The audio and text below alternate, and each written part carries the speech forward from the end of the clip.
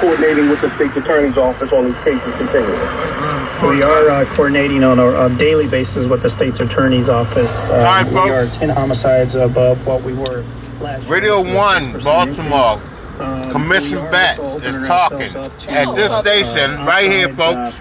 Let me see if we see the police cars up here. We're bringing in doctors, chiefs of police, other agencies that external to That's the police the car department. right there, the police Batts. We're being open. We're opening up lines of communications to our communities to make sure they feel safe and confident in reporting information coming from our communities. So I think on a lot of different levels, we're making strides. And inside here talking at Radio 1, Commissioner Batts. That were in there, and I hope I covered them all. Ernest? Yeah, come on, 48. Yeah, what's Let's go around the front. It might be caked out around the front, folks. Commissioner. Yeah, man. Until next time, folks. The background is customers in the camp, so I'm touring them around Radio 1 right now.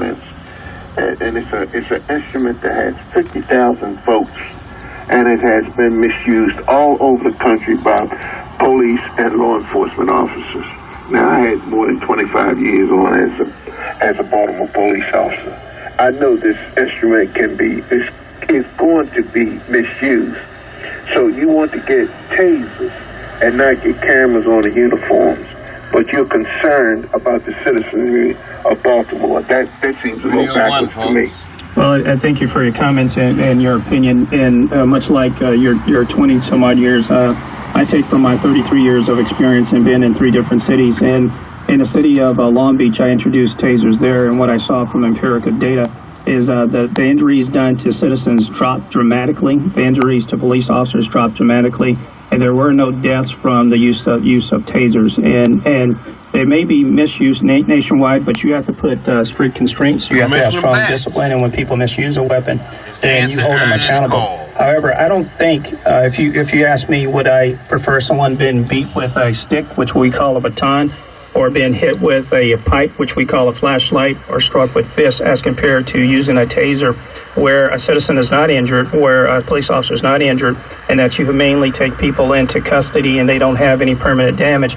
I think, I would prefer to use tasers. I think the data that you gave out needs to be set in context. It doesn't go with the data that I have in Long Beach. It doesn't go with the data that I used in Oakland, and it probably doesn't go with the national data.